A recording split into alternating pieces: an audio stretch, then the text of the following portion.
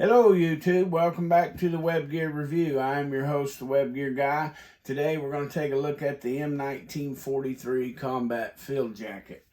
Right here, you're taking a look at this M-1943 Combat Field Jacket. And I know the first thing that's catching your eye out there is you're probably saying, what about the airman stripes there? And you're probably saying, well, what's the deal with the yellow tag? Even as a name tag, it's on the wrong side. But anyway, I will address those issues here at the end of this video. So if you like this kind of content, click that little bell and you'll get all of it, and click subscribe. Share these videos with all your friends if you would, to help the channel grow, or the channel may dissipate. Who knows? But anyway, if you're interested, do those things and click the like button. It really helps the YouTube machine find me. But anyway, let's get into the jacket itself.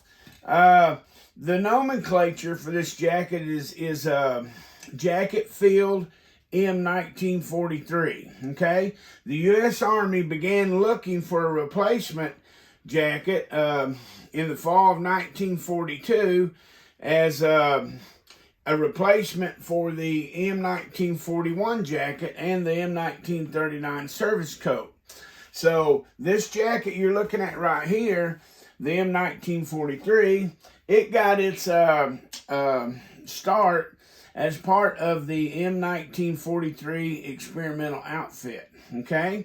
Now, the M-1943 experimental jacket that we have here was modified from the original test jackets, and then it was tested with the 3rd Infantry Division at the Anzio beachhead, and it was found to be satisfactory, and the results, and it became the basis of the new Army Winter Combat Uniform. Now, the M-1943 jacket was made of wind-resistant, water-repellent cotton Oxford cloth, and in an olive drab number 7. That's the shade of this green, is olive drab number 7. It was designed for combat. It had these cargo pockets up here at top.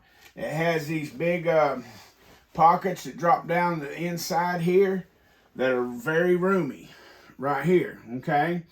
And so it was designed to carry extra gear.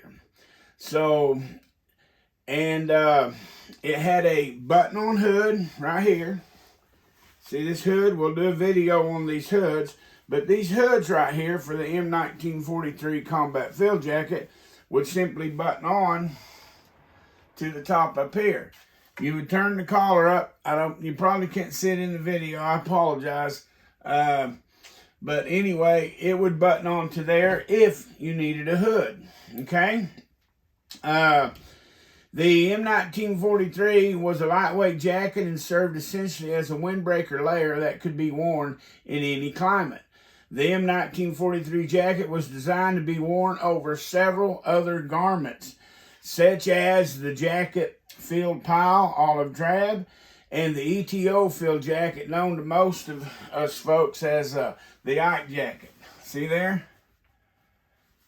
These here were wore a whole lot under these for warmth, because the pile jacket was in short supply at times, and this here fit nicely under there. It dropped short, so these were wore many times under it.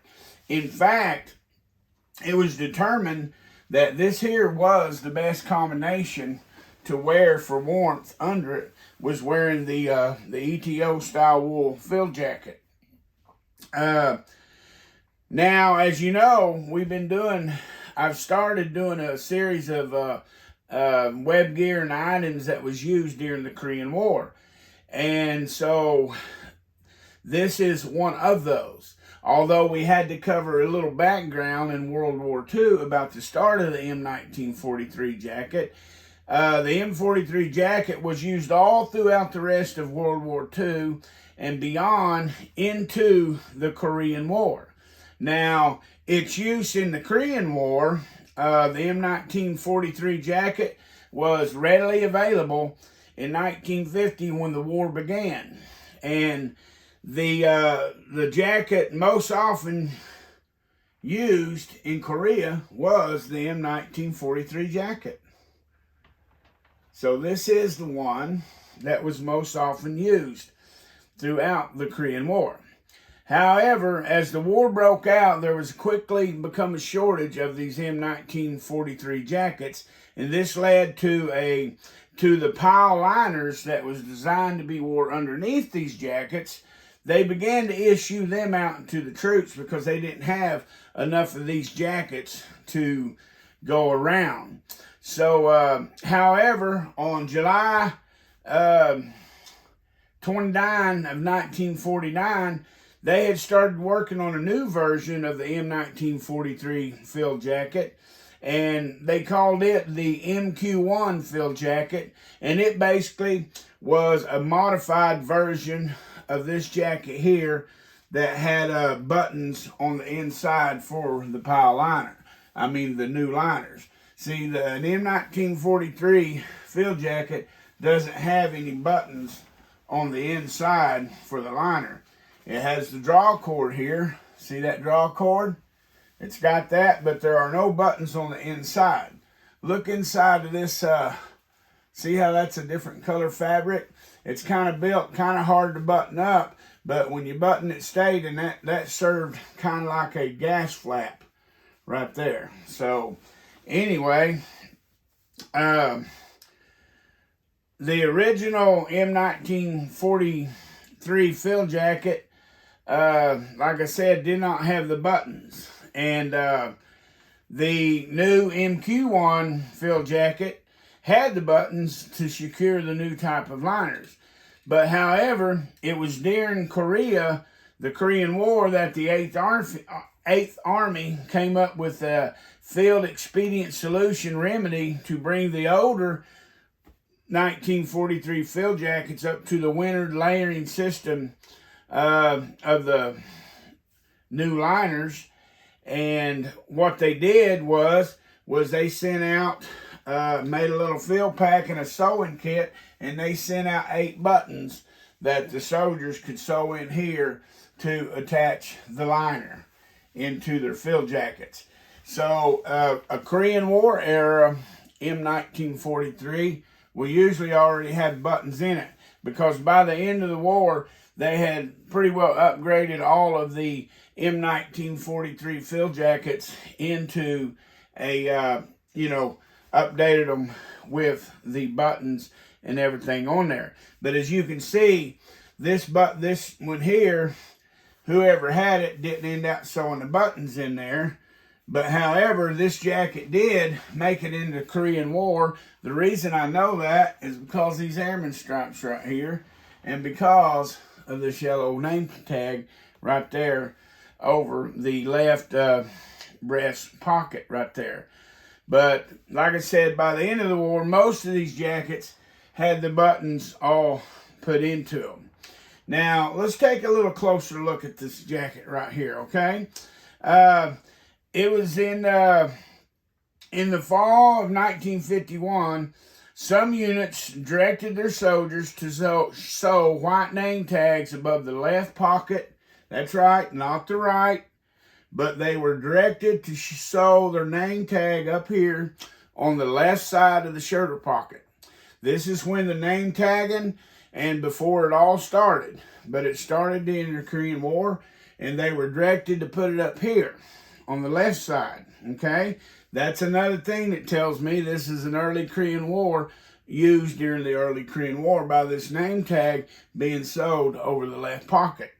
And far as the airman stripes goes, these things were issued even in the Air Force and stuff before they started going over to switching. There was a transition from the Army Air Corps into the Air Force, and their airmen had these same field jackets, okay? But anyway, the way I understand it, these name tags was first used and was written with the white engineering tape, and they were sewed up here like that, okay? It wasn't long until this practice began to spread to other units and other organizations the following year. In late 1952, name tapes of different colors, notice this is not the white engineering tape, but it is a different color, were used by other branches for morale purposes. So obviously right here, this here was done by an airman. This one was worn by an airman. And they had he's got his name, Dr. O'Conwell or something up there. Dr. O'Conwell.